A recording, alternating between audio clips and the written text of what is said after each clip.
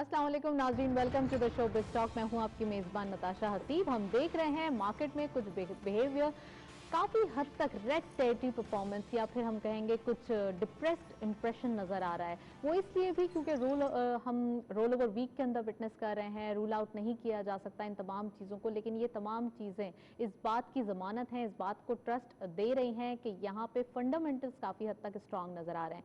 48,000 का level breach हुआ है आज, 47,900 के करीब करीब में हमारा क्लोजर हुआ है। इट मीन्स कि यहाँ पर एक पोटेंशियल तो है, बट वो एनर्जी नज़र नहीं आ रही जो कि काइनेटिक एनर्जी या फिर उसको हम करेंगे वर्बली विटनेस करते हुए या वर्कआउट करते हुए दिखाई दे। ये तमाम चीज़ें all in all across the board third tier buying ज़्यादातर इन्वेस्टर इंटरेस्ट ही ग्रैब करते हुए दिखाई दे रहे हैं, जिसमें हम देख रहे हैं वॉल्यूम्स वाइज काफ़ी हद तक अच्छा काम होता हुआ दिखाई दे रहा है। फर्स्ट सेगमेंट की तरफ चलते हैं।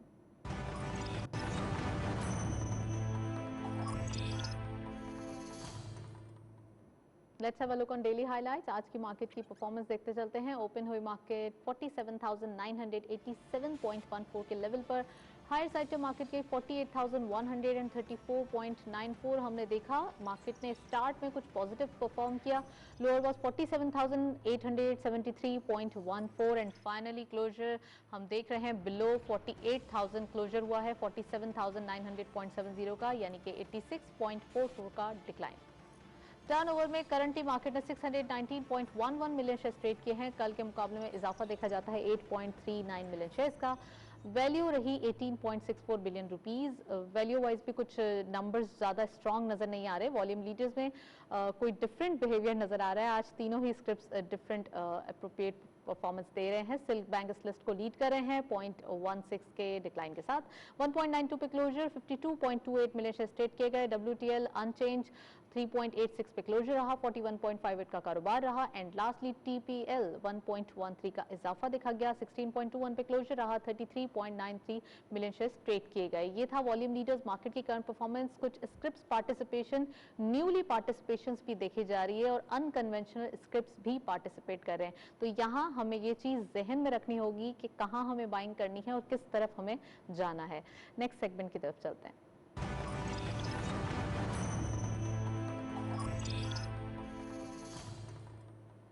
देख रहे हैं हम 21 टू 25 रिव्यू दिखाई दे रहा है और काफ़ी हद तक FATF का जो स्टैंस है वो ग्रे लिस्ट में जाते हुए दिखाई दे रहा है, क्योंकि हमेशा से हम यही एक्सपेक्ट करते हैं कि हम वाइट लिस्ट में आ जाएंगे।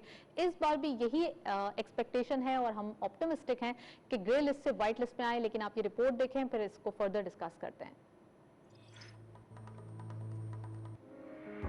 FATF एक ऐसा इदारा है कि जिसका बुनियादी मकसद बैनुल-अक़वामी मालियाती निज़ाम को दहशतगर्दी, काले धन को सफेद करने और इस किस्म के दूसरे खतरात से महफूज रखना है। जब जून 2018 में पाकिस्तान ग्रे लिस्ट में शामिल हुआ तो पाकिस्तान ने अपने तौर पर जल्द अज जल्द ग्रे लिस्ट से निकलने के लिए हंगामी इक़दाम उठाना शुरू किए। पाकिस्तान दहशतगर्द गिरोहों की जानिब से लाहक दहशतगर्दी की फाइनेंसिंग के मुमकिन खतरात का मुनासिब फहम रखता है और फिर उन खतरात के पेश नजर उस किस्म की सरगर्मियों पर नजर भी रखे हुए है। लेकिन दूसरी जानिब पाकिस्तान के इत्तेहादी मानते हैं कि महदूद वसाइल के बावजूद पाकिस्तान दहशतगर्दी को रोकने की तमाम तर कोशिशें कर रहा है और जिनमें किसी हद तक कामयाब भी रहा है।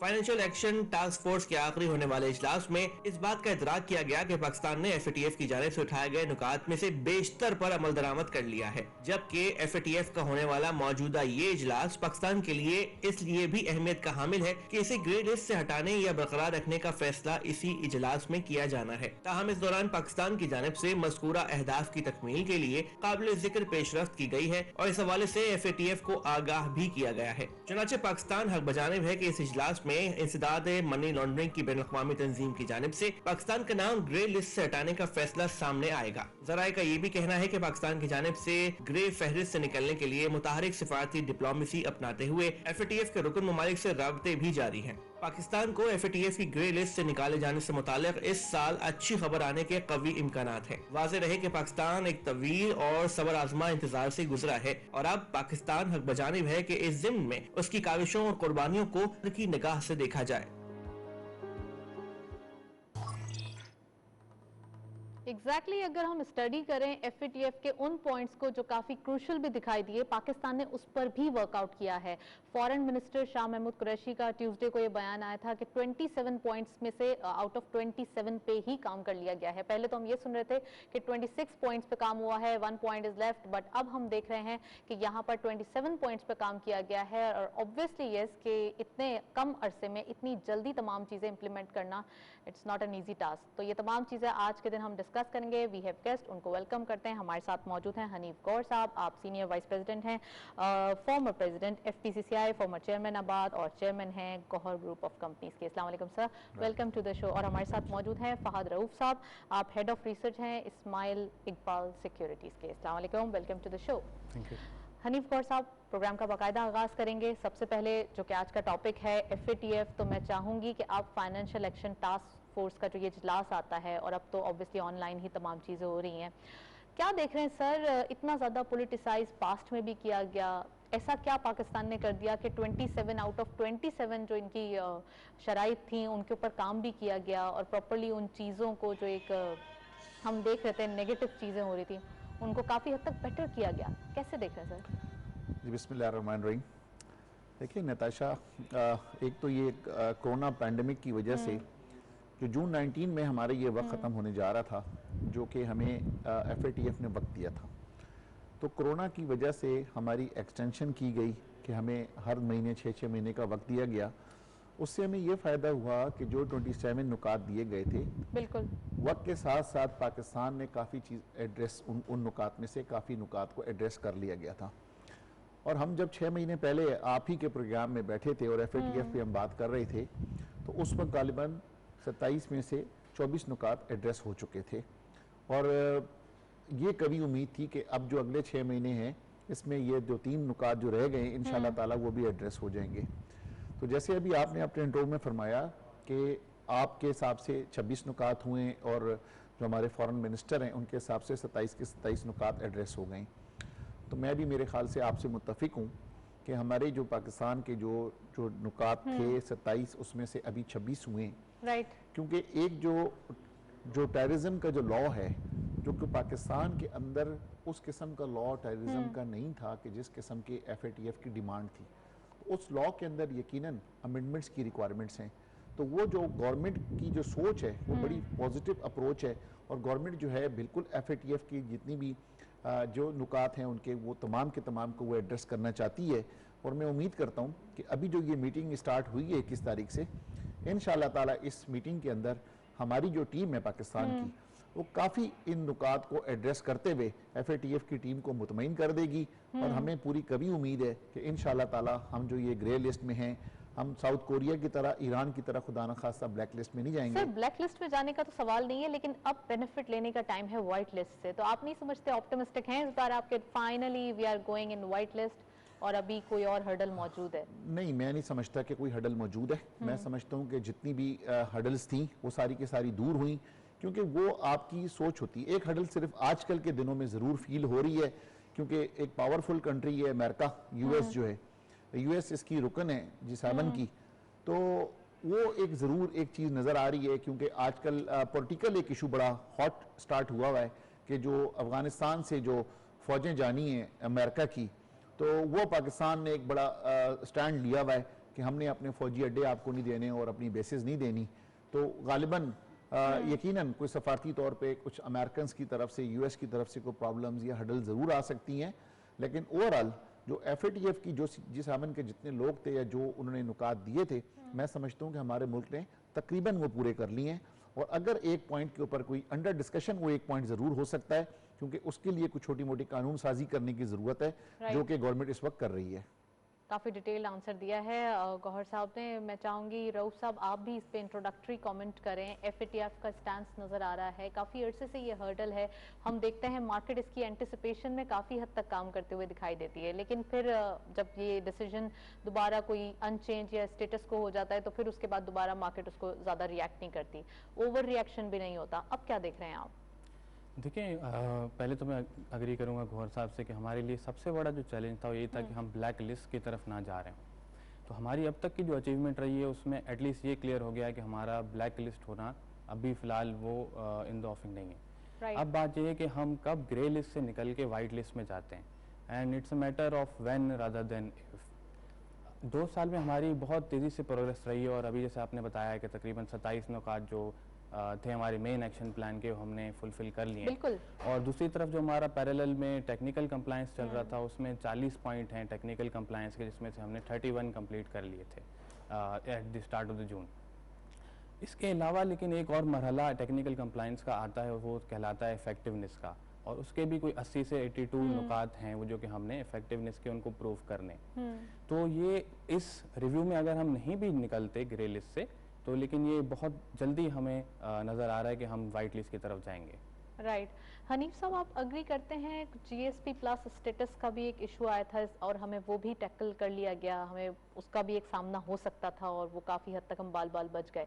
अब जबकि FATF है, तो आप समझते हैं वोटिंग हमारे हक में होगी और ये तमाम चीज़ें सॉर्ट आउट होते हुए दिखाई देगी? मेरी नज़र में जिस तरीके से हुकूमत वक्त जिस पॉलिसीज़ के साथ, जिस खारजा पॉलिसीज़ के साथ आगे बढ़ रही है, तो मैं नहीं समझता कि खुदा न खास्ता किसी वजह से जो है तो वो रह सकेगी। जिस तरह से उन तमाम मसाइल को पहले टैकल किया है, तो ये भी बहुत उम्दा तरीके से हमारी हुकूमत टैकल कर रही है, और हम उम्मीद है कि इसको टैकल करके निकल जाएगी इंशाल्लाह। राइट। और मैं ये पूछना चाहूँगी रऊफ कि मार्केट इससे कैसे रिएक्ट करेगी, क्योंकि हम देख रहे हैं अभी मार्केट ने एक रोल ओवर वीक विटनेस कर रही है, और इसके बाद भी जो अगर FATF का स्टैंस हो जाता है, कुछ पॉजिटिविटी आ जाती है, तो फिर मार्केट का क्या रिएक्शन होगा? जी बिल्कुल, अगर हम निकल जाते हैं ग्रे लिस्ट से तो मार्केट्स को बहुत पॉजिटिवली लेगी। इस वक्त मार्केट का जो एक्टिविटी है वो रेंज बाउंड हम उसको कह रहे हैं, उसके यही रीज़न है कि मार्केट वेट कर रही है कि FATF का डिसीजन आएगा बाय फ्राइडे। राइट। तो अगर इसमें हम क्लियर आउट हो जाते हैं ग्रे लिस्ट से, तो मार्केट ज़ाहिर इसको पॉजिटिवली लेगी। बट अभी मार्केट का जो कंसर्न है वो ज़्यादा FATF नहीं है, वो है कि हम जो एक्सटर्नल साइड पे क्रूड ऑयल प्राइसेस बढ़ रही हैं, हम क्योंकि ऑयल इंपोर्ट करते हैं, तकरीबन quarter of our import bill is made out of oil imports, तो वो हमारे लिए फ़िलहाल चैलेंज है। गवर्नमेंट पूरी कोशिश कर रही है कि इसका जो इम्पैक्ट है वो आवाम तक ना जाए। हम पेट्रोलियम लेवी को 3 से 4 रुपए पे रखे हुए हैं काफ़ी टाइम से, और पास ऑन नहीं कर रहे वो इम्पैक्ट अपनी आवाम तक। लेकिन वो चीज़ें अभी बजट में आपने देखा होगा, गवर्नमेंट ने पेट्रोलियम लेवी का टारगेट 610 अरब रखा है, और वो तभी अचीव हो सकता है जब यहाँ से पेट्रोलियम प्राइसेस 25 से 30 रुपये बढ़ाई जाएँ। गवर्नमेंट का ये स्टांस है कि यहाँ से पेट्रोलियम प्राइसेस इंटरनेशनली अगर क्रूड ऑयल प्राइसेस गिरेंगी तो ऑटोमेटिकली एडजस्ट होगा और टैक्सेशन के टारगेट्स भी अचीव हो जाएंगे। तो मार्केट को ज़्यादा कंसर्न उस तरफ है, हमारे इंपोर्ट बिल की तरफ है, करंट अकाउंट डेफिसिट के जो बढ़ने की एक्सपेक्टेशन है उस तरफ है। रुपया भी हमने जैसे देखा कि रिसेंट कुछ दिनों में डेप्रीशिएट हुआ है, वो मार्केट का ज़्यादा कंसर्न है। बट ऑब्वियसली FATF एक बड़ा डिसीजन है, और अगर वाइट लिस्ट में आ जाते हैं तो we can see new highs for the market. Right, we can see. And what will be the high? देखिए रिसेंटली 48,000 तो अभी already we are facing that. Recently हमने एक सर्वे किया था जिसमें टॉप प्रोफेशनल्स से from the financial industry, which included banks, insurance companies, asset management firms, advisors. उस रिव्यू में हमारा जो फीडबैक आया था, तो एवरेज कंसेंसस ये बना था कि market can see a level of 58,000 by June 22। Okay, this is a good sign I guess. 58,000, क्योंकि 53,000 तो हम ऑलरेडी इंटरडे हाई में हमने विटनेस किया है, और मार्केट में भी बहुत स्टार्ट पे किया है। Right, it's a good news कि 58,000 इस फिस्कल ईयर के एंड में कर सकते हैं। गौहर साहब से पूछना चाहूँगी सर, हम देख रहे हैं एक बूम नज़र आ रहा है कंस्ट्रक्शन इंडस्ट्रीज में, लेकिन अगर बात की जाए बजट की, तो सबसे ज़्यादा बड़ा इम्पैक्ट कंस्ट्रक्शन इंडस्ट्री में बजट के बाद क्या दिखाई दे रहा है, क्योंकि ऑलरेडी एक कंस्ट्रक्शन पैकेज तो दिया हुआ था। अब ये देखेंगे बजट ओवरऑल तो आपके बड़े बड़े जितने भी इसमें लोग इकोनॉमिक्स के लोग हैं, सब ने ही तारीफ की है बजट की कि इस हालात में इससे बेहतर बजट नहीं आ सकता था। यकीनन पहले भी हमने बजट प्रोग्राम में बैठ कर यही बातें की हैं। तो लेकिन जहाँ तक कंस्ट्रक्शन इंडस्ट्री की बात है, तो यकीनन जो पैकेज था वो पैकेज ऑफिशियल अनाउंस, मजीद उसकी जो एक्सटेंशन हमने मांगी थी कि कोरोना की वजह से बहुत सारे लोग उससे वो वसूल नहीं कर सके जो कि अफादियत उनकी होनी चाहिए थी, तो वो गालिबन अंडर डिस्कशन है, लेकिन ऑफिशियली अनाउंसमेंट उसकी। सर, जिन्होंने अफादियत ले ली है वो भी ज़्यादा खुश नहीं है अब, जबकि प्राइसेस वगैरह इम्पैक्ट कर रही, तो उनके बारे में प्लीज़ बताइए जो उनके इश्यूज चल रहे हैं। देखें, उनके तो इश्यूज ये हैं कि जो पाकिस्तान के प्राइम मिनिस्टर ने जो ख्वाहिश जाहिर की थी कि मैं 50 लाख घर जो है तो बनाऊंगा आम आदमी के लिए, गरीब आदमी के लिए, तो मैं समझता हूँ कि उसमें अभी तक जो है तो अफादियत नज़र उस तरीके से नहीं आई जिस तरीके से आनी चाहिए थी। ज़रूर प्राइवेट सेक्टर के अंदर लोग काम कर रहे हैं, और वो मिडिल क्लास को भी एड्रेस कर रहे हैं। मैं खुद Okay. बहुत सारे प्रोजेक्ट्स मिडिल क्लास के लिए करता हूँ, लेकिन बेसिक जो प्रोग्राम है जो प्राइम मिनिस्टर का और जिस पर सब्सिडी देनी है, स्टेट बैंक ऑफ पाकिस्तान ने जो 3 लाख रुपए की, जो 20-25 लाख रुपए का आम आदमी को मकान बनना चाहिए। Okay. तो मैं समझता हूँ कि ये इस बजट में जो जो चीज़ें आई हैं, या जो इंटरनेशनली जैसे स्टील की प्राइजेज आप ये देखें कि स्टील की प्राइस जो है तो तकरीबन को 1.5 लाख रुपए टन जो है तो हो गई है। तो अगर इस इंक्रीज़ के साथ लो कास्ट हाउसिंग करना बड़ा मुश्किल काम होता जा रहा है। तो मैं समझता हूँ कि जो प्राइम मिनिस्टर की जो सोच थी कि 50 लाख घर और 1 करोड़ नौकरियाँ, Okay. तो वो दिन ब दिन जो है तो मुश्किल हो रही हैं जब तक कोई सब्सिडी गवर्नमेंट की तरफ से ना दी जाए या कंपटीशन कमीशन ऑफ पाकिस्तान जो है तो वो एड्रेस ना करे।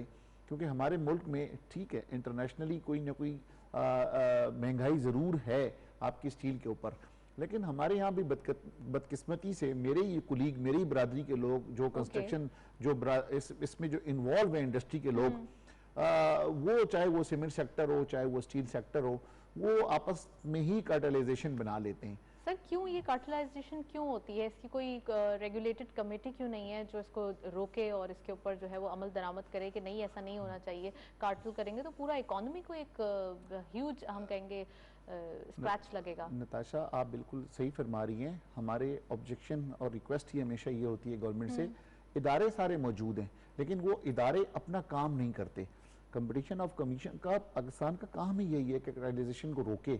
जब आप ये देखें कि जब इतने बड़े बड़े कार्टेल के खिलाफ ये जो है तो शुगर कार्टेल कितना बड़ा था पाकिस्तान का, मैं समझता हूँ कि सबसे बड़ा कार्टेल शुगर कार्टेल था, जहाँ पर चंद मखसूस फैक्ट्रियाँ होती हैं वो मिलके कार्टेलाइजेशन बना लेती हैं। जिस तरह से सीमेंट की पाकिस्तान में चंद फैक्ट्रियाँ हैं तो वो यहाँ पे सीमेंट वाले आपस में बैठ के जब कार्टेल बना लेते हैं कि इस प्राइस से नीचे नहीं जाना, हालांकि वो जब एक्सपोर्ट कर रहे होते हैं तो वो बिल्कुल कम प्राइजेस के अंदर एक्सपोर्ट कर रहे होते हैं। लेकिन मैं समझता हूँ कि पहले आपके मुल्क की ज़रूरियात आपकी पूरी होनी चाहिए और यहाँ पर आपको लो प्राइस के ऊपर चीज़ होनी चाहिए कि जब जिसके मैन्युफैक्चरर हम खुद हैं। लेकिन आप सीमेंट सेक्टर को जाके देखें और अब पहले सीमेंट सेक्टर ही से उन्होंने सबको सिखाया और अब जो है तो हमारे भाई जो है तो स्टील सेक्टर वाले भी कार्टेलाइजेशन के अंदर आ गए। Exactly. तो मेरी हमेशा से ये गुजारिश होती है हुकूमत वक्त से सर कि वो खुदारा वैसे सर ये एक बड़ी डिबेट है, मैं चाहूंगी कि मार्केट का इनपुट ले लूं, लेकिन मैं ये भी पूछना चाहूंगी कि वहां पर जो उनकी इंपोर्ट मटेरियल है, रॉ मटेरियल है, उसका भी एक इम्पैक्ट आता है। फहद आप ये बताइए कि जो FATF का एक डिसीजन आता है और अगर ये पता चल जाता है कि वाइट लिस्ट में जा रहे हैं तो आपने कहा कि मार्केट बहुत ज़बरदस्त रिएक्ट करेगी, लेकिन अगर हम ग्रे लिस्ट में रहते हैं तो क्या ओवर रिएक्ट तो नहीं करेगी? जो कि अभी दिखाई दे रहा है 47,900 टेक्निकल टर्म्स में, तो हम कहाँ जाएंगे उस वक्त? देखिए यही एंगल है कि मार्केट इस वक्त पूरी तरह ये एक्सपेक्ट नहीं कर रही कि हम वाइट लिस्ट में जाएंगे। ओके। क्योंकि अगर आपके पास ये एक्सपेक्टेशन होगी तो market is a leading indicator, तो हमें अभी एक रैली नज़र आ रही होती पहले ही, तो मार्केट का रेंज बाउंड रहना आपको बताता है कि मार्केट एक्सपेक्ट कर रही है कि हम ग्रे लिस्ट में ही रहेंगे इस बार। तो पॉजिटिव सरप्राइज ही आ सकता है यहाँ से, और मेरा नहीं ख्याल कि नेगेटिव सरप्राइज होगा अगर हम ग्रे लिस्ट में भी रहते हैं। राइट, नेगेटिव कोई सरप्राइज नहीं होगा, ऑलरेडी माइंड जो है वो प्रिपेयर हैं ये लोग। राइट, इसके साथ साथ कुछ स्क्रिप्ट्स हैं जिनकी डेली बेसिस पे पार्टिसिपेशन हो रही है। मैं चाहूंगी कि पहले स्क्रिप्ट से बात स्टार्ट करके फिर मैं सेक्टर वाइज परफॉर्मेंस पे जाऊंगी। हम देख रहे हैं डेली बेसिस पे वॉल्यूम लीडर्स में आ रहे हैं, कुछ अनकन्वेंशनल स्क्रिप्ट्स पार्टिसिपेट करते हैं, लेकिन वही स्क्रिप्ट्स 7, 8 या 9 स्क्रिप्ट्स हैं जो कि डेली पार्टिसिपेट कर रहे हैं, थर्ड टियर स्क्रिप्ट्स। उनके बारे में भी बताइए, और वो व्यूअर्स, वो लिसनर्स जो हमारे प्रोग्राम से ही देखकर काफ़ी हद तक अपनी ट्रेडिंग करते हैं, उनको भी एडवाइस करें। श्योर। देखिए, एक तो हमारी जो माइंड में थर्ड टियर की क्लासिफिकेशन है वो थोड़ी सी चेंज करनी चाहिए हमें। अगर 10 रुपये से एक कम का स्टॉक है तो इट्स नॉट नेसेसरीली कि वो थर्ड टियर स्टॉक है, क्योंकि price it self is not reflective कि कंपनी जो है वो कहाँ स्टैंड करती है। Fundamentally company might be strong but उसकी प्राइस कम हो सकती है, और कंपनीज में टर्न अराउंड भी आते हैं तो लॉजिकली भी इन्वेस्टर्स जो है वो इन्वेस्ट कर रहे होते हैं। हाँ, कुछ ऐसे इंटरेस्ट ज़्यादा आता है छोटे शेयर्स में बिकॉज हमारी मार्केट में फ़िलहाल इंडिविजुअल्स इन्वेस्टर ड्राइव कर रहे हैं लिक्विडिटी को। हिस्टोरिकली हमने देखा था कि फॉरेन इन्वेस्टमेंट आती थी जो कि आपके ब्लू चिप्स में इन्वेस्टमेंट्स आती थी, आपके बैंकिंग सेक्टर में, आपके फर्टिलाइजर्स में, टॉप सीमेंट मैन्युफैक्चरर्स, कंज्यूमर्स में। बट क्योंकि फॉरेनर हमारे मार्केट में सेलर ही रहा है पिछले 4-5 सालों से। क्यों इतना स्लगिश हो गया है? क्यों इतना ज़्यादा वो एक हम कहेंगे रिलक्टेंट हो गया है? फॉरेनर्स क्यों नहीं बाइंग कर रहे? देखिए, सबसे बड़ी जो चीज़ देखते हैं फॉरेनर वो होती है पॉलिसी स्टेबिलिटी। हमारे पास बहुत फ्रीक्वेंट चेंजेस आते हैं पॉलिसी के, रेजीम्स के, आपको 2 साल पहले एक चीज़ अग्री हुई होती है, वो फिर रिवाइज होने लगती है। जैसे लेट सपोज आपके पास IPPs की एग्जांपल है, तो उनको एक सॉवरेन गारंटी के साथ कॉन्ट्रैक्ट्स दिए गए और फिर तो दे दिए ना। हाँ, फिर रिवीजन उसमें आ रही है। इसी तरह पहले आपने LNG के लिए लेट से एंग्रो को टर्मिनल की इजाज़त दी, टैरिफ सेट हुए, फिर उस पर इन्वेस्टिगेशंस। तो इस तरह की जब पॉलिटिकल इंस्टेबिलिटी होती है, आपको टैक्सेशन का नहीं पता होता, 10 साल की पॉलिसी मेकिंग नहीं होती, तो फिर जो फॉरेन इन्वेस्टर्स हैं वो रिलक्टेंट होते हैं to take this calls. But on the other hand हमने देखा है कि इन्वेस्टर्स हमारी मार्केट में नहीं बट हमारी सॉवरेन बॉन्ड्स में, सुकूक्स में ज़रूर इंटरेस्ट ले रहे हैं। और हमने रिसेंटली यूरो बॉन्ड भी किया, हमने रिसेंटली वापडा का ग्रीन बॉन्ड भी किया और उसमें बहुत अच्छा हमें इंटरेस्ट आया है। And this is the time to take benefit of that. और हमें फॉरेन जो है वो मनी रेज करनी चाहिए। मार्केटिंग अच्छी थी या जो 30 इयर्स की हमें प्रपोजल था वो ज़्यादा कामयाब रहा? आई थिंक यील्ड बहुत अट्रैक्टिव है globally. After Covid interest rate globally जो है वो या तो नेगेटिव टेरिटरी में चले गए या बहुत कम हो गए। और पाकिस्तान उस टाइम पे 7 से 8% का अगर यील्ड ऑफर कर रहा है, then that is where the smart money goes. आपने अपने कमेंट्स में कहा कि कुछ पॉलिसीज बनाई जाती हैं और कुछ प्लान्स बनाए जाते हैं, तो ऑब्वियसली जब फर्स्ट टाइम वो प्लान्स बनते हैं तो काफ़ी हद तक उसमें लूप होल्स आते हैं और इसको भी सॉर्ट आउट किया जाता है। आप समझते हैं जितने लूप होल्स आ रहे हैं टाइमली डिसीजंस लेकर उनको सॉर्ट आउट किया जा रहा है? देखिए, अभी एटलीस्ट नियर टर्म में जो डिसीजन मेकिंग हुई है या बजट के जो इंसेंटिव्स आए हैं इन वेरियस सेक्टर्स, पहली बार ये बजट है 3 साल में जिसमें मार्केट इस बार हमें पार्टिसिपेंट्स खुश नज़र आए। आपके CGT रेट 15% से काट के 12.5% कर दिया और कोई नेगेटिव सरप्राइज एज सच नहीं था पूरे बजट में। 1-2 टेक्निकल चीज़ें ज़रूर थी, बट जैसे डेयरी इंडस्ट्री पे भी टैक्सेशन वगैरह बढ़ाई तो वो भी गवर्नमेंट अभी रिवर्स कर रही है। तो ओवरऑल बजट भी काफ़ी फेवरेबल है। गवर्नमेंट की policies specially towards the construction and light sectors वो काफ़ी फेवरेबल है। तो I think fundamentally corporate profitability तो स्ट्रॉन्ग ही लगती है यहाँ से। राइट, गौहर साहब से भी मैं यही क्वेश्चन पूछना चाहूँगी। सर, जब फर्स्ट टाइम कोई प्लान बनाया जाता है तो उसमें ऑब्वियसली बहुत सारी मिस्टेक्स भी होती हैं, लेकिन उसको इम्प्लीमेंट किया जाता है और जब हम प्रैक्टिकली चीज़ें देखते हैं सॉर्ट आउट हो रही हैं और चीज़ों के रिजल्ट्स अच्छे आ रहे हैं, तो आप समझते हैं यहाँ पे जो पॉलिसीज़ बनाई गई काफ़ी हद तक उसके टाइमली रिजल्ट्स आए, और ये हमने एग्जाम्पल कोविड के दिनों में देखी है वाज़े तौर पर। इसके ऊपर प्लीज़ कॉमेंट करें। अब देखिए, मैं बिल्कुल एग्री करूँगा कि उन्होंने जिस डिटेल से पूरा ब्रीफ किया, पूरी दुनिया को कोविड का नुकसान हुआ और गालिबन पाकिस्तान को कोविड का फ़ायदा हुआ। अल्लाह का शुक्र है कि कोविड की वजह से पाकिस्तान में जो अमवात है बाकी दुनिया के बनिस्बत जो है तो अल्हम्दुलिल्लाह कि वो बहुत कम थी। और जो इस गवर्नमेंट ने जिस हिसाब से प्ले किया कोविड के हिसाब से कि पूरे दूसरे ममालिक तो पूरे लॉकडाउन रहे, लेकिन इन्होंने स्मार्ट लॉकडाउन्स का ये नफाज किया। और उस हिसाब से आप देखें कि खुदा न खास्ता अगर ये 100% लॉकडाउन पे जाते तो हम अफोर्ड नहीं कर सकते थे। तो उसके लिए तो मैं प्राइम मिनिस्टर को खिराज तहसीन पेश करूंगा और उनकी टीम को खिराज तहसीन पेश करूंगा कि यकीन है कि जिस तरह से प्राइम मिनिस्टर ने अपनी पॉलिसीज़ बनाई और जो वफाकी हुकूमत ने, और स्पेशली आजकल जो असद उमर साहब उसको लीड कर रहे हैं गालिबन, वो सारे के सारे काबिल तहसीन है कि उन्होंने इस किस्म की पॉलिसीज़ बनाई कि जो हमारे मुल्क में हमें नुकसान के बजाय उस कोविड से फ़ायदा हुआ। और अब जो पॉलिसीज़ बनाते जा रहे हैं इस मुल्क के हवाले से, मैं समझता हूँ कि फ्यूचर में भी हमें उन पॉलिसीज़ का फ़ायदा होगा। राइट, मैं चाहूँगी बजट के ऊपर भी बात करें। सर, बजट जब आया है तो सब खुश नज़र आ रहे थे। अब चूंकि आप तो कंस्ट्रक्शन इंडस्ट्री से आपका ताल्लुक है तो यहाँ पे कुछ लूप होल्स हैं जिनको अभी फिक्स करना ज़रूरी है। आई थिंक कुछ बग्स आ गए हैं स्टील सेक्टर के अंदर ज़्यादा, तो अगर वो फिक्स हो जाए तो ये एक प्रॉपरली एक अच्छा कॉम्बो है अगर इसको अवेल किया जाए। तो आप समझते हैं कि जो इम्पोर्ट बिल है या इम्पोर्ट जो हम कर रहे हैं स्टील सेक्टर के पॉइंट ऑफ व्यू से, रॉ मटेरियल, उसके अंदर अगर ड्यूटी को कम कर दिया जाए तो क्या चीज़ें वर्कआउट करेंगी? देखिए, इन तमाम स्टील सेक्टर्स को और बाकी भी जो कंस्ट्रक्शन रिलेटेड इंडस्ट्रीज़ हैं जिसमें टाइल है, सिरामिक, सारी मुख्तलिफ चीज़ें हैं इंडस्ट्रीज़ के, उन तमाम को के ऊपर RD और एंटी डंपिंग ड्यूटी लगाई गई थी इसी वजह से कि ताकि हमारा जो इम्पोर्ट बिल है वो कम से कम हो जाए, और हमारी तवज्जो सारी की सारी एक्सपोर्ट के ऊपर थी। लेकिन उस चीज़ का ज़रूर फ़ायदा हमारे लोकल इंडस्ट्री को ज़रूर हुआ, लेकिन एंड कंज्यूमर को जो है ना उसका नुकसान हो रहा है। आप ये देखिए कि ग्लोबल वर्ल्ड है, अगर आज हमारे अपने ही लोग जो है कार्टेल बनाकर और चीज़ को महंगा कर देंगे, तो जो हम बिल्डर हैं, मिसाल के तौर पर मैंने एक बिल्डिंग बनानी है और मैंने आपको मैं एक सस्ती प्रोडक्ट देना चाहता हूँ, लेकिन मैं वो सस्ती प्रोडक्ट चाहते हुए भी दे नहीं सकता क्योंकि मेरे पास और जरिया कोई नहीं है, क्योंकि मेरी इंडस्ट्री नहीं है।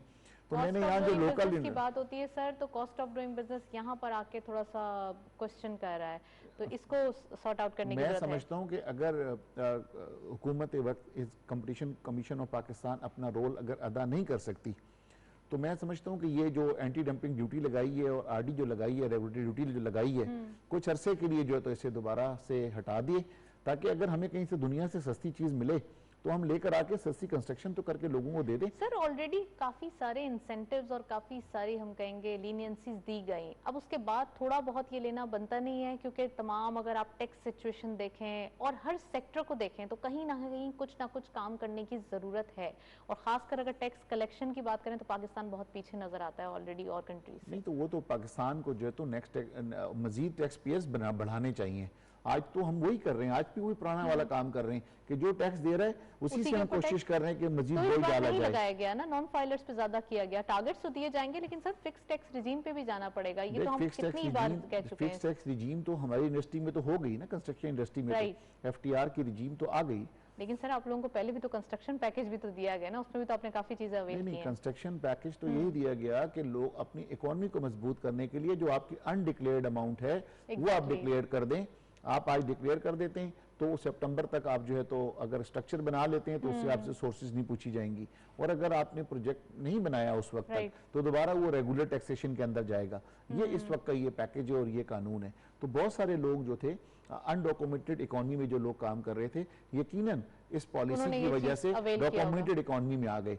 अब जब ये 2 साल खत्म होंगे तो यकीनन जो लोगों का जो अनडिक्लेयर अमाउंट था वो सारा डॉक्यूमेंटेड हो जाएगा, जो हमारी जीडीपी को सपोर्ट करेगा और जीडीपी हमारी बढ़ जाएगी इंशाल्लाह। एग्जैक्टली, इस पे भी हम डिटेल डिस्कशन कर चुके हैं कि अनडॉक्यूमेंटेड अमाउंट बहुत ज्यादा है और जो रियल अमाउंट है वो कम है। मैं रऊफ से पूछना चाहती हूँ, रऊफ टर्फ फाइनेंसिंग का इम्पैक्ट कब तक आएगा, क्योंकि काफी अरसे से ये चीजें चल रही हैं और कहा यह जा रहा है कि अब मशीनरी आएगी तो फिर काम शुरू होगा, तो आप समझते हैं कि इम्पैक्ट आ गया है या फिर अभी आना बाकी है? देखिए, टर्फ की जो फैसिलिटी थी उसमें एलसीज तो खुल चुकी हैं, बट आपकी जो मशीनरी इंपोर्ट का दौरानिया है वो तकरीबन आपको 1 साल लगेगा पूरा कंप्लीट होने में, और ये प्रोजेक्ट्स भी तकरीबन 1.5 से 2 साल ले लेंगे ऑनलाइन आने में। तो उसके बाद ही आपको इम्पैक्ट नज़र आना शुरू होगा इन are industries, in are exports. But it is a very welcome initiative by SBP, क्योंकि हमारे पास सबसे ज़्यादा जो मसला है, जैसे हम अभी बात कर रहे हैं इंडस्ट्रियलाइजेशन का, वो यही है कि हमारे पास लोकल इंडस्ट्री में चीज़ें प्रोड्यूस नहीं होती, और जो चीज़ें हम प्रोड्यूस करते हैं उसका भी रॉ मटेरियल हमें बाहर से मंगवाना पड़ता है। स्टील का भी अगर हम कुछ वैल्यू एडिशन कर रहे हैं तो उसके लिए भी इंपोर्ट हमें बाहर से करनी पड़ती हैं चीज़ें। तो जब हम ज़्यादा ओवर रेगुलेटेड कर देते हैं चीज़ों को और बहुत ज़्यादा हमारा फोकस होता है कि इंडस्ट्रीज से टैक्स कलेक्शन हो और ओवर रेगुलेट चीज़ें हो जाती हैं, तो फिर इंडस्ट्रियलाइजेशन जो है वो डिस्करेज होती है। टर्फ एक ऐसी फैसिलिटी है जिसने इंडस्ट्रियलाइजेशन को बहुत टाइम बाद इनकरेज किया है और बहुत अच्छी पार्टिसिपेशन रही है, specially from our textile industry and others as well, जिसका इम्पैक्ट पाकिस्तान में लॉन्ग टर्म में बहुत अच्छा आएगा, और ये 1 से 2 साल में हम देखेंगे कि बहुत बेनिफिशियल रिजल्ट्स आएंगे इस स्कीम से। राइट, अब मैं मार्केट के बारे में भी पूछ लेती हूँ आपसे, ये डिप जो नज़र आ रहा है या फिर ये जो रोल ओवर वीक का एक इम्पैक्ट नज़र आ रहा है, तो आप समझते हैं यहाँ पे इन्वेस्टमेंट के लिए एक डिप बन रहा है? देखिए, एक तो मार्केट की नेचर को समझने की ज़रूरत है कि stock market by nature volatile होती है, तो थोड़ी बहुत फ्लक्चुएशंस मार्केट में आती रहती हैं, और ये बहुत कोई मेजर फ्लक्चुएशन नहीं है। अगर 86 पॉइंट्स भी आज डाउन थी मार्केट तो ये कोई बहुत मेजर नहीं है फ्रॉम स्टॉक मार्केट पर्सपेक्टिव। आप थोड़ा सा अगर रिसेंट ट्रेंड को देखें, जब से शौकत तरीन आए हैं या जब से हमारी जीडीपी के नंबर्स आउट होना शुरू हुए और एलएसएम के नंबर्स आए हैं, तो सारी चीज़ों को देखते हुए मार्केट ने 3-4 हज़ार पॉइंट्स रैली की है रिसेंटली, और अभी थोड़ा सा प्रॉफिट टेकिंग का यहाँ पे एंगल आता है, लेकिन फिर भी मार्केट में आपको पैनिक नज़र नहीं आ रहा, डिस्पाइट के इंटरनेशनल ऑयल प्राइसेस बहुत ज़्यादा हैं, डिस्पाइट के आपका पीकेआर डेप्रिशिएट हो रहा है, बट मार्केट को अभी भी कॉन्फिडेंस है कि यहाँ पे कॉर्पोरेट रिजल्ट्स बड़े अच्छे आएंगे। ये भी देख रहे हैं कि यहाँ पर 48,000 से आगे मार्केट काफ़ी अरसे से आफ्टर 2017 जा नहीं पा रही आगे, यहाँ भी तो एक स्ट्रॉन्ग रेजिस्टेंस नज़र आ रही है कि या तो फिर इससे आगे सपोर्ट लेवल बन जाए और फिर आगे जाए, या फिर इसको क्रॉस करे, ये भी तो ज़रूरी है। देखिए, हमें ये भी देखना चाहिए कि आफ्टर कोविड हम किस लेवल पे थे। हम 28,000 पे हमारा इंडेक्स गिरा, और जिस तरह गौर साहब ने कहा कि हमारी रिकवरी हुई है एज़ कम्पेयर टू वर्ल्ड, जिस तरह हमने मैनेज किया है कोविड को, और जिस तरह हमने इंडस्ट्रीज़ को फुल फ्लेज बंद नहीं किया और हमने उनको चलने दिया है, तो उसका इम्पैक्ट मार्केट में भी आया, और मार्केट आपको 28,000 से अभी 48,000 के लेवल पे नज़र आ रही है। बिल्कुल, और अभी 20,000 अबव। बिल्कुल, तो इंशाल्लाह नेक्स्ट ईयर बड़ा फ्रूटफुल लगता है, जैसे मैंने आपसे कहा कि मार्केट भी एक्सपेक्ट यही कर रही है कि एक न्यू हाई बनाएंगे हम इस साल में, सो इंशाल्लाह we will achieve that. Right sir, आपसे पूछना चाहूँगी गौहर साहब, हम ये देख रहे हैं एक अच्छा इकोनॉमिक चेंज नज़र आ रहा है। अगर हम इकोनॉमिक नंबर्स की बात करें तो यहाँ भी कुछ मूवमेंट नज़र आ रही है। कुछ हम कहेंगे न्यू जो न्यूज़ हैं उनके बारे में बात कर लेते हैं, जो अभी टाइम चल रहा है, अभी का सिनेरियो चल रहा है। क्या दिखाई दे रहा है सर कंस्ट्रक्शन इंडस्ट्रीज़ में? जो पुरानी सोसाइटीज़ या पुरानी बिल्डिंग्स जो बन जाती हैं, फिर उसके बाद वो सो जाते हैं लोग, ऐसा लगता है, और फिर 10 साल बाद या 20 साल बाद फिर अचानक एक नोटिस आता है और चीज़ें शैटर कर दी जाती हैं। ऐसा क्यों है? बिल्कुल आपने सही पॉइंट उठाया नताशा। आप ये देखें कि ये हर मुल्क के अंदर इदारे होते हैं और इन इदारों का काम होता है। जिस तरफ आप इशारा कर रही हैं वो गालिबन आजकल जो हॉट इशू चल रहा है, जो मीडिया में और सुप्रीम कोर्ट का इशू चल रहा है, कि जिस तरह से ये बिल्डिंगें गिराने की बात हो रही है, और अभी अलादीन पार्क के वहाँ पे गिराई गई हैं, और एक नस्ला टावर की बात हो रही है, तो ये सिर्फ यहीं पर नहीं रुकेंगी सुप्रीम कोर्ट की तरफ से।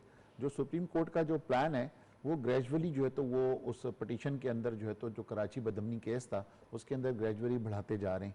तो गालिबन जो है अब जिसके बाद जो नया जो नंबर आना है वो यकीनन वो क्लिफ्टन सेक्टर का आना है, और बहुत सारे ऐसे सेक्टर्स हैं कि जो पिछली जो 30 सालों के अंदर जो जिस किस्म के मामलात इस शहर के अंदर थे, उन शहर के अंदर उस वक्त जब 30 साल में कत्लो सर ये इलीगली कंस्ट्रक्टेड है। देखें, इलीगली कंस्ट्रक्टेड हम उसे इस वजह से नहीं कह सकेंगे क्योंकि तमाम इदारों से उन्होंने एनओसी लिए हैं। आप इदारों के पास जब चले जाते हैं और वो इदारें जब उन्हें एनओसी दे देती हैं तो फिर हम उसे इलीगल नहीं कह सकते। हम इलीगल उसे कहते हैं कि जिसकी किसी इदारे से एनओसी ना हो, जिसे हम चाइना कटिंग कहते हैं। चाइना कटिंग वाले प्लॉट्स भी गलत थे और उनके ऊपर जो कंस्ट्रक्शन थी वो भी गलत थी। सर अप्रूवल्स के फिर कैसे इश्यूज आए? अप्रूवल्स क्यों दी गई जब ये गलत थे, और अब गलत थे अब बन गए हैं, तो जिन लोगों के हैं, जिन लोगों के पैसे इन्वेस्ट हो चुके हैं या जिनकी इन्वेस्टमेंट है, जिन्होंने अपने अच्छे वक्तों के लिए रखी होगी, उनको कंपनसेट किया जाएगा? देखिए, मैं नताशा आपसे यही बात कर रहा हूँ कि उस बिल्डर की भी कोई गलती नहीं है, कि वो बिल्डर की जो रिक्वायरमेंट्स होती है ना, जो आपकी जो मास्टर प्लान कराची की, वो तमाम फाइल में जितनी रिक्वायरमेंट्स होती हैं वो पूरी करवाते हैं। उसने मास्टर प्लान से भी उसका लेआउट अप्रूव कराया, उसके बाद सिंध बिल्डिंग कंट्रोल अथॉरिटी जो है वो वेट करने के बाद 5 दफ़ा उसे प्रोसेस से गुजरना पड़ता है कि डीजी उसे अप्रूव करता है। वो 5 दफ़ा की एनओसीओं के बाद उसे फाइनल एनओसी मिलती है कि आप इसके ऊपर कंस्ट्रक्ट कर सकते हैं। तो वहाँ पर जिनके पास अगर ये एनओसीज मौजूद हैं तो मैं नहीं समझता कि खुदा ना खास्ता वो कोई गलत है। और उसके बाद उन एनओसीज की बेस के ऊपर एक आम आदमी को जो है तो वो घर बेचा जाता है, अपार्टमेंट बेचा जाता है। तो ये यहाँ पर भी बहुत सारे ऐसे लोगों को, आम लोगों को ये अपार्टमेंट बेचे गए, उन लोगों ने एनओसीज देखने के बाद वो घर लिए। शहर के अंदर तो इसी मजाफाती एरियाज के अंदर आपके इल्म के अंदर होगा कि बहुत सारी ऐसी जगह हैं कि जिनके पास सिंध बिल्डिंग कंट्रोल की कोई अप्रूवल ही नहीं है। अगर आप देखें कि यहाँ पर तो फिर कम से कम आज अप्रूवल है, लेकिन चीफ जस्टिस साहब को और सुप्रीम कोर्ट को वो मजाफात में जो कंस्ट्रक्शन हो रही है, बहंगम कंस्ट्रक्शन हो रही है, जो वो क्यों नहीं नजर आती। मैं बहरिया टाउन की बात कर रहा हूँ कि बहरिया टाउन के अंदर जो है आप देखें कि 5 छोटे छोटे प्लॉट्स के ऊपर बड़ी बड़ी बिल्डिंग्स तामीर हो रही हैं, लेकिन उनके पास कोई मास्टर प्लान की अप्रूवल नहीं है, कोई सिंध बिल्डिंग कंट्रोल की अथॉरिटी की अप्रूवल नहीं है। तो मैं ये समझता हूँ कि ये चीफ जस्टिस साहब को बहरिया टाउन को भी एड्रेस करना चाहिए। रोजाना जब वो कराची बदमनी केस के लिए कराची तशरीफ लाते हैं तो इस्लामाबाद से आते हैं, जब लैंडिंग जोन ही सारा वो राइट पे सारा नजर आता है। प्लेटफॉर्म मौजूद है, आप फॉर्मर चेयरमैन हैं आबाद के, तो वहां से कोई चीज पॉइंट आउट नहीं की जाती, कोई कंप्लेंट नहीं की जाती या फिर आवाज नहीं उठाई जाती? हर दफा जहां जहां मौका मिलता है नताशा हम आवाज उठाते हैं, लेकिन हम आवाज जिसकी उठाते हैं उसे एड्रेस नहीं किया जाता। लेकिन जिन लोगों को तमाम एनओसीओं के बाद सेल हो जाता है उसके ऊपर जो है तो एक्शन लिया जाता है। हम ये कहते हैं कि कानून जो है तो आपके और मेरे लिए एक होना चाहिए, जैसा होना चाहिए। इस मुल्क के अंदर 2 कानून नहीं होने चाहिए। जो हमारे लिए कवानीन है, जो बिल्डिंग कंट्रोल हमें तमाम चीज़ें पूरी करने के बाद अप्रूवल देता है, मैं ये समझता हूँ कि जो बहरिया टाउन में, वो भी कराची का पार्ट है, बहरिया टाउन में जो बिल्डिंगें बन रही हैं उन्हें भी उसी किस्म की अप्रूवल लेनी चाहिए जिस किस्म की अप्रूवल हम ले रहे हैं। या अगर बहरिया टाउन एग्जाम्प्ट है उन कवानीन से तो फिर गवर्नमेंट हमें भी एग्जाम्प्ट कर दे। हम भी प्राइवेट इंजीनियर हो तो सबके लिए हो, कानून हो तो सबके लिए एक जैसा कानून होना चाहिए। सर हमने देखा था प्राइम मिनिस्टर साहब जब यहाँ पर पाकिस्तान के प्राइम मिनिस्टर बने थे, उनका मैनिफेस्टो भी था और ये इनिशिएटिव भी थे कि मुतवस्सित तबके को, गरीब तबके को उठाना है। जब वो उठेगा तो तमाम चीजें सही हो जाएंगी, सब एक जैसे हो जाएंगे, एक पैरेलल हो जाएगा। अब जबकि ये बातें होती हैं तो क्या यही चैलेंजेस सामने आते हैं कि फेडरल गवर्नमेंट और जो प्रोविंशियल गवर्नमेंट है वो एक पेज पे नहीं है, ये इश्यूज सामने आते हैं या फिर कोई और बात है? बिल्कुल सिंध के हवाले से जो आप बात कर रही हैं, बिल्कुल आप वजह फरमा रही हैं कि जो कोई इनिशिएटिव प्राइम मिनिस्टर लेते हैं, और प्राइम मिनिस्टर हर थर्सडे को जो है तो मीटिंग भी करते हैं चीफ सेक्रेटरी के साथ, और हमारे भी कंसर्न लोग सारे के सारे मौजूद होते हैं, लेकिन अगर वो कोई इनिशिएटिव लेते भी हैं तो वो इम्प्लीमेंट उस अंदाज में सिंध में नहीं होते जिस तरह से प्राइम मिनिस्टर चाहते हैं। तो मैं समझता हूँ जैसे प्राइम मिनिस्टर ने एक हाउसिंग पॉलिसी दी है बाकायदा जो है तो लो कास्ट हाउसिंग के लिए या नया पाकिस्तान हाउसिंग के लिए, ताकि लोग फायदा उठाएं, लोगों को, आम आदमियों के पास अपना घर होना चाहिए कि आम आदमी अपने घर नहीं ले सकते। तो इस तरह से पाकिस्तान पीपल्स पार्टी जो बरसर इक़्तिदार है सिंध के अंदर, मैं समझता हूँ कि उनके तो मंशूर में ये बात लिखी है, रोटी कपड़ा और मकान। तो आप ये देखें कि मकान उनके मंशूर का पार्ट है, तो उन्हें कम से कम इस किस्म के, जैसे नया पाकिस्तान हाउसिंग स्कीम है, तो low cost housing scheme Pakistan Peoples Party को सिंध में निकालनी चाहिए। क्योंकि कराची जो है तो सिंध का पार्ट है, हैदराबाद सिंध का पार्ट है। अगर किसी छोटे शहरों में नहीं तो कम से कम बड़े शहरों में आउटस्कर्ट्स के अंदर उस किस्म की जमीनें अलाट करनी चाहिए, ताकि अगर खुद गवर्नमेंट नहीं करके दे सकती तो प्राइवेट लोगों को इन्वॉल्व करे, ताकि वो 20-25 लाख रुपए के मकानात एक आम आदमी को बना के दे सके। एग्जैक्टली, थ्रू कमर्शियल बैंक्स उनको लोन मिल जाए और वो डिफरेंट तरीके लोन से तो गवर्नमेंट ने अपना पॉलिसी घर बना लें। वो देखिए नताशा, गवर्नमेंट ने जो है तो 4 टेयर्स बना दी हैं, 20 लाख रुपए की टेयर, 35 लाख रुपए की टेयर, 60 लाख की टेयर और 1 करोड़ की टेयर। ये 4 टेयर्स गवर्नमेंट ने बना दी हैं। तमाम कमर्शियल बैंकों को कहा है कि आप अपनी लिक्विडिटी का 5% जो है आप कंस्ट्रक्शन इंडस्ट्री को दें। तो वो तमाम चीजें तो कानून बन चुके, इंप्लीमेंट हो चुके हैं। ये पाकिस्तान पीपल्स पार्टी के लिए भी बेहतरीन मौका है अगर वो इस किस्म की कोई पॉलिसी साजी करें और वो सिंध के अंदर कम से कम जो है लोगों के लिए एक लो कास्ट हाउसिंग स्कीम को मुतारिफ कराएं और सस्ती जमीनें अलॉट करें, अपने मैनिफेस्टो को तो पूरा करें, जो पूरा करें और एक आम आदमी को उसका फायदा पहुंच सके। राइट रऊफ साहब, हम ये देख रहे हैं कुछ ऐसे न्यूज हैं जो मार्केट को, अगर हम रेगुलर न्यूज की बात करें, इस सिनेरियो की जो करंटली है, इसमें ज्यादा ट्रिगर्स नहीं नजर आ रहे अगर हम मार्केट की या इकोनॉमिक पॉइंट ऑफ व्यू से बात करें, क्योंकि डेली बेसिस पे हम उठते थे सुबह, एक जो इकोनॉमिक रैप अप देखते थे उसमें कुछ ना कुछ एक अच्छी न्यूज होती थी। अब हम देख रहे हैं कि यहाँ पर कुछ एक लैक ऑफ न्यूज नजर आ रहा है, ऐसा क्यों? देखिए, सबसे पहले तो मैं दोबारा उसी पॉइंट पे आऊँगा कि कमोडिटी साइकिल, आपके पास एक सुपर साइकिल चल रहा है अभी इंटरनेशनली, चीज़ें आपके 10 साल के हाईस पे हैं। राइट, चाहे आप पेट्रोलियम प्राइसेस देख लें, वो बहुत तेज़ी से रिबाउंड किए हैं, आप स्टील की प्राइसेस देख लें, आप पाम ऑयल की प्राइस देख लें जो हमारे लिए एडिबल ऑयल के लिए हम इंपोर्ट करते हैं, तो वो चीज़ें बहुत कंसर्निंग हैं फ़िलहाल। और सब इसी चीज़ का वेट कर रहे हैं कि जैसे जैसे ग्लोबली वैक्सीनेशन बढ़ेंगी, पाकिस्तान में भी माशाल्लाह से काफ़ी तेज़ी से हम वैक्सीनेट कर रहे हैं लोगों को, तब जाके जब सप्लाई चेन्स वगैरह नॉर्मलाइज होंगी और प्राइसेस अपने लेवल्स पे वापस नॉर्मलाइज होना शुरू होंगी, तो आपको मार्केट में एक फ्रेश वेव दिखेगी। राइट, आपने वैक्सीनेशन का पॉइंट आउट बिल्कुल सही किया है। 10 आउट ऑफ 7 पीपल तो मुझे दिखते ही हैं जो वैक्सीनेटेड हैं। इट मीन्स कि यहाँ पे बहुत ज़्यादा काम हो रहा है। जी बिल्कुल, बहुत तेज़ी से इस पे काम हो रहा है और आप जितने भी सेंटर्स में जाएं और लोगों के फीडबैक्स लें, तो अभी जो टर्न अराउंड टाइम है 10 मिनट में आप जाते हैं और आप वैक्सीनेशन जो है आपकी हो जाती है। तो आप सेंटर्स बड़े वेल मैनेज्ड हैं, स्पेशली इन सिंध, क्योंकि हम यहाँ पे हैं और हमने खुद देखा है, मैंने खुद वैक्सीनेट कराया है, बहुत अच्छी तरह हम उसको मैनेज करके चल रहे हैं। पिछले दिनों जो भी थोड़ा सा हमारा ड्रॉप हुआ था रेशो वैक्सीनेशन को, इसलिए कि वैक्सीनेशन अवेलेबिलिटी का इशू था, बट अभी क्योंकि डोजेज आ रहे हैं और प्राइवेटली भी हम इंपोर्ट करने वाले हैं और फाइजर वगैरह भी हमारे पास आ रहा है, चाइनीज़ वैक्सीन भी हैं, तो इंशाल्लाह जैसे जैसे वैक्सीनेशन का प्रोग्राम पेस अप करेगा और ग्लोबली करेगा, चीज़ें नॉर्मलाइज होंगी, तो आपको वो मार्केट में भी इम्पैक्ट नज़र आएगा। राइट, अपकमिंग ट्रिगर्स क्या दिखाई दे रहे हैं? जैसे करंट सिनेरियो में मैंने आपसे पूछा, इसी तरह अपकमिंग कोई ऐसा ट्रिगर जो कि मार्केट को ज़्यादा बूस्ट दे या फिर इकोनॉमी के नंबर्स स्ट्रॉन्ग करे, क्योंकि बजट के बाद हमने देखा था कि एक अच्छी रैली देखने में आई थी। जी, अपकमिंग देखें, एक तो बहुत ज़रूरी होगा मैक्रो फ्रंट पे कि आईएमएफ के साथ हमारी किस तरह डीलिंग चलती है आगे, क्योंकि आईएमएफ इस वक्त हमारे पास हमारे लिए बहुत इंपॉर्टेंट है फ्रॉम द पर्सपेक्टिव दैट हमें डेट जो हमने लिया हुआ है उसकी रीपेमेंट्स भी हैं और भी डेट हमें जो है वो उसकी नीड है, बिकॉज फिजिकल डेफिसिट हम रन कर रहे होते हैं 7 से 8% जीडीपी का, तो उसके लिए हमें एक्सटर्नल फाइनेंसिंग की भी रिक्वायरमेंट होती है और external financing without let's say कि आईएमएफ वुड बी चैलेंजिंग। तो उस साइड पे मार्केट को ज़रूर ये कंसर्न है कि हम आईएमएफ के डील जो है वो किस तरफ जाती है और उसके कॉन्सिक्वेंसेस क्या होंगे, क्योंकि अभी गवर्नमेंट ने थोड़ा सा टाइम उनसे मांगा है कि हम अपनी तरह से टैक्स कलेक्शन आपको करके देंगे, और नॉट नेसेसरीली कि हम इंटरेस्ट रेट बढ़ा दें या रुपया बहुत डिवैल्यू कर दें या इलेक्ट्रिसिटी के टैरिफ्स बढ़ा दें, गैस के टैरिफ बढ़ा दें। हम आवाम पे फ़िलहाल प्रेशर नहीं डालना चाहते, बट हम अपने तरीके से टैक्स बेस को ब्रॉडन करके टेक्नोलॉजी का यूज़ करके हम आपको रिजल्ट अचीव करके दिखाते हैं। तो अगले क्वार्टर में या 6 महीने में अगर गवर्नमेंट जो है इस टैक्स के बेस को ब्रॉडन करने में कामयाब रहती है, इस तरफ फ्लोज हमारे पास आ जाते हैं स्पेशली, और जिस तरह अभी सऊदी ऑयल फैसिलिटी रिवाइव हो रही है, इस तरह के इनिशिएटिव्स अगर होंगे ऑब्वियसली उसका मार्केट में इम्पैक्ट आएगा। 1.5 अरब रुपए की होगी वो, 1.5 अरब डॉलर की है। पिछली बार हमने 3.2 बिलियन डॉलर की फैसिलिटी उनसे अचीव की थी, बट उसमें से सिर्फ 760 मिलियन डॉलर ही मटेरियलाइज हुआ था, और उसके बाद थोड़ा सा इश्यूज की वजह से वो फैसिलिटी हमें कट डाउन करनी पड़ी थी। और उस फैसिलिटी के आने के बाद ऑयल प्राइसेस बहुत डाउन हो गए थे, जो हमारे लिए बहुत विन विन सिचुएशन थी। बिल्कुल, और अभी क्योंकि ऑयल प्राइसेस बहुत हाई हैं इंटरनेशनली, तो अभी हमारे लिए बहुत ज़रूरी है कि ये डेफर्ड ऑयल फैसिलिटी हमारी कंटिन्यू करे और मटेरियलाइज भी हो।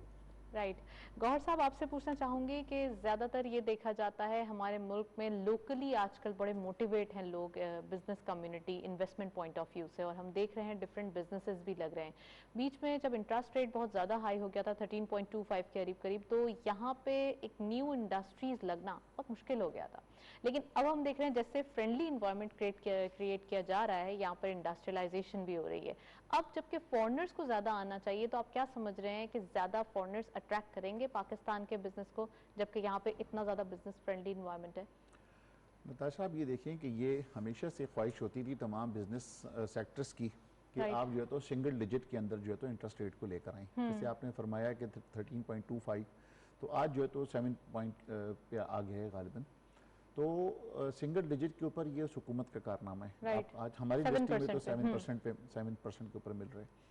तो ये तो सबसे बड़ा कारनामा है इस हुकूमत को कि उन्होंने इस रिड्यूस किया, और इसमें नो डाउट के जो स्टेट बैंक के जो नए गवर्नर साहब हैं रज़ा बाकिर साहब, उनका मैं समझता हूँ कि बड़ा कारनामा है कि जिस अंदाज से वो लेकर चले, जिस तरीके से वो एनर्जेटिक हैं और जो पॉलिसीज़ को लेकर चले, और आखिर जो ख्वाहिशात थी बिजनेस कम्युनिटी की वो उस लेवल पे लेकर आए, और उन्हें 7% के ऊपर इंटरेस्ट रेट दिया। और 7% की बजाय मैं तो कहता हूँ कि जो हमारी जो कंस्ट्रक्शन इंडस्ट्री है उसे 5% के ऊपर आप देंगे। हमें जो 5% जो ये पैकेज मिला हुआ है उसके अंदर 5% के ऊपर है। अगर आप 5 साल में अदायगी कर सकते हैं तो आपको 5% के ऊपर मिलेगा। तो 5% तो मैं समझता हूँ कि हमने कभी ज़िंदगी में नहीं सुना कि हम 5% या 7% होंगी। तो ये हुकूमत का बहुत बड़ा कारनामा है, और इस रेट के ऊपर फिजिबल होता है बिजनेसमैन को बैंक की फैसिलिटी को यूटिलाइज करना। अगर आप टेक्सटाइल सेक्टर को देखें तो टेक्सटाइल सेक्टर का बूम किस वजह से हुआ? आप फैसलाबाद देखेंगे, फैसलाबाद जो है तो कोविड के बाद बहुत सारे ऑर्डर्स भी थे हमारे पास, एक्सपोर्ट के नंबर इंक्रीज हुए, और इसकी वजह ये भी है कि टेक्सटाइल के अंदर 80% हम कहेंगे टेक्सटाइल सेक्टर की पार्टिसिपेशन है एक्सपोर्ट के नंबर्स में, जिसका इम्पैक्ट हम देख रहे हैं। और पाइपलाइन में बहुत सारे ऑर्डर्स हैं जो डेली बेसिस पे एक अच्छे रिजल्ट और व्यूज क्रिएट कर रहे हैं। बिल्कुल आप सही फरमा रही हैं। तो ये किस वजह से ये नंबर्स हो रहे हैं? गवर्नमेंट की पॉलिसीज़ की वजह से नंबर्स आपको ये बेहतरी की तरफ जा रहे हैं कि आप स्टॉक की आज हम बात कर रहे हैं, हम टेक्सटाइल की आज हम बात कर रहे हैं, तो आप तकरीबन अगर कोई भी सेक्टर उठा के देखें, अल्लाह का शुक्र है कि वो बेहतरी की तरफ है। तो इस वजह से मैं समझता हूँ कि जो गवर्नमेंट ने अपनी जो पॉलिसीज़ रखी हुई हैं उससे उन पॉलिसीज़ को कंटिन्यूटी रहनी चाहिए उन पॉलिसीज़ के अंदर, ताकि अगले 2 साल मजीद हैं गवर्नमेंट के पास, ताकि इसी किस्म की पॉलिसीज़ अगर वो लेकर चले। एक बड़ी डिबेट है, 5 इयर्स के लिए गवर्नमेंट बनती है, वो अपनी पॉलिसीज इंट्रोड्यूस करवाती है। कुछ अदर कंट्रीज हम देखते हैं वहाँ पे पॉलिसीज डेकेड्स के लिए होती हैं, वही इम्पैक्ट देती हैं, चाहे कोई भी गवर्नमेंट आए, चाहे कोई भी पार्टी आए। लेकिन यहाँ पर फिर ये एक बहुत बड़ा एक टॉपिक हो जाएगा जिसको डिस्कस करना अभी प्रोग्राम के अंदर मुश्किल है। नेक्स्ट सेगमेंट की तरफ चलते हैं।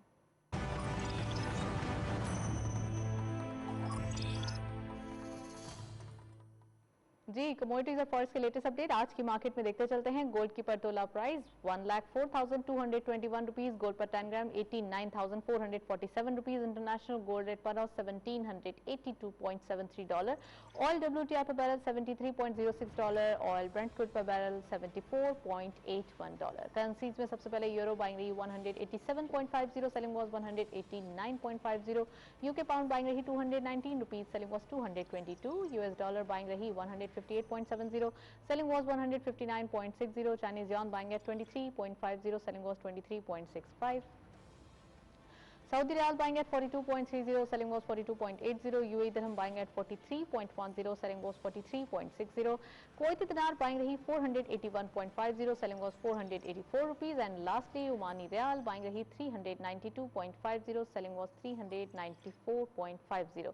ये था फॉरेक्स और कमोडिटीज का लेटेस्ट अपडेट. हम देख रहे हैं रुपी डेप्रिशिएट करता हुआ दिखाई दे रहा है डेली बेसिस पे. इट मींस कि यहाँ फ्री फ्लोट, जो कि लास्ट टाइम भी हमने काफी हद तक डिस्कशन की थी उसके ऊपर, कि ये सिचुएशन दिखाई दे रही है जिसका इम्पैक्ट हम डेली बेसिस पे देख रहे हैं. गौहर साहब हमारे साथ मौजूद हैं. Sir, last comment, construction industry after budget कैसी दिखाई दे रही है? मैं समझता हूँ कि बहुत अच्छा बजट के बाद जा रहा है. और जो एक्सटेंशन की हमने बात की है, यकीनन हम उम्मीद करेंगे शौकत तरीन साहब जो है वो हमें इसकी एक्सटेंशन देंगे इस पैकेज की. राइट. और रऊफ, मैं आपसे पूछना चाहूँगी कि अब जो कि कैपिटल मार्केट की सिचुएशन नज़र आ रही है, कौन से सेक्टर्स हैं जिनको लाइमलाइट में रखना चाहिए अपने पोर्टफोलियो को मैनेज करने के लिए? देखिए, जैसे हम बात कर ही रहे हैं कंस्ट्रक्शन सेक्टर की. कंस्ट्रक्शन सेक्टर जो है वो ज़ाहिर है सबसे बड़ा बेनिफिशियरी रहा है बजट का और गवर्नमेंट की पॉलिसीज़ का, चाहे वो एमनेस्टी स्कीम हो, चाहे वो नया पाकिस्तान हाउसिंग के तहत सस्ते लोन हो. तो I think construction and allied जो स्टील सेक्टर, ग्लास सेक्टर, इन पे ज़रूर नज़र रखनी चाहिए. Steel sector, glass sector, cement sector and allied industries जो कि कंस्ट्रक्शन में हेल्प करती हैं.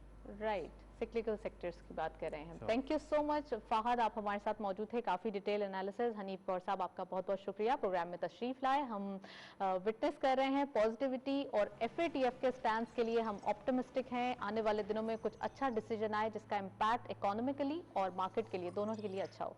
That's all. प्रोग्राम को वाइंड अप करते हैं. वाइंड अप करने से पहले हमारा ईमेल एड्रेस नोट कर लें, विच इज़ bistalk@ptv.com.pk. आपके फीडबैक का इंतजार रहेगा. प्रोग्राम देखने का शुक्रिया. अल्लाह हाफिज़.